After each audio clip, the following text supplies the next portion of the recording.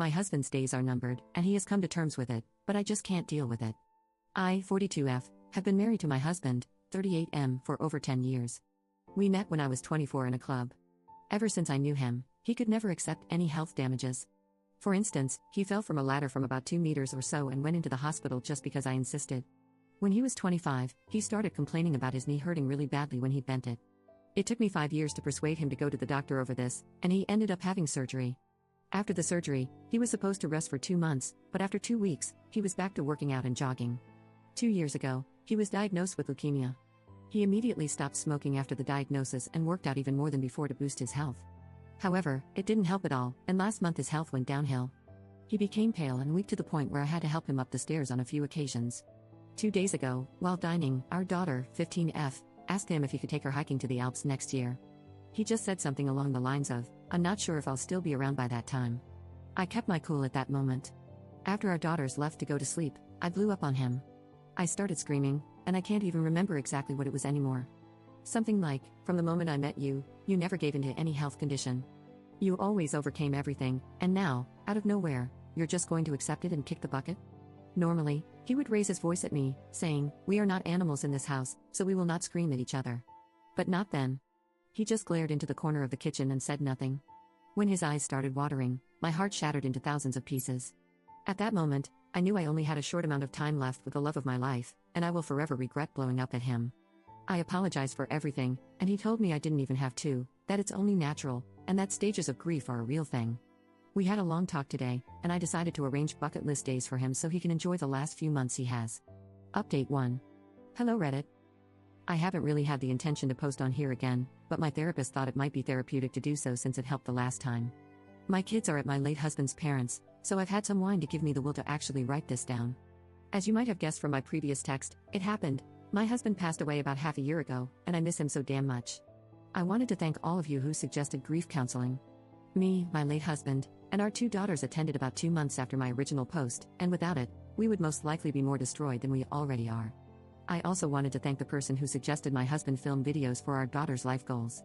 We together made some videos for their graduation, marriage, first child, and other major life goals. It actually took us much longer than it could have because it was just too hard for us. The realization that our life together was over was just so difficult. If the text doesn't make sense, I'm very sorry. I'm crying with every word I write, and I take breaks, so the text might be unreadable. I will try to correct any mistakes. Now to the happy part. Before the love of my life got really bad, we tried to do as many things from his bucket list as possible. I never thought I could enjoy so many things I wouldn't care for otherwise, like MMA. It was his passion for such a long time, but he never actually saw any fight in person. We finally went to the castle in the center of our city for the first time after living here for 6 years. We never had the time, but now we had all the time in the world for ourselves and our kids.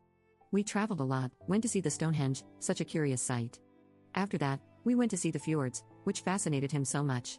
We also went to see the northern lights. It was just so beautiful. We couldn't stay long anywhere so we could get back for my husband's therapy, and the girls had to go to school. We also got to see the Colosseum and some more great sights.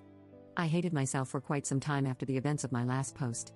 When he was still alive, he mentioned it only once, telling me not to worry about it.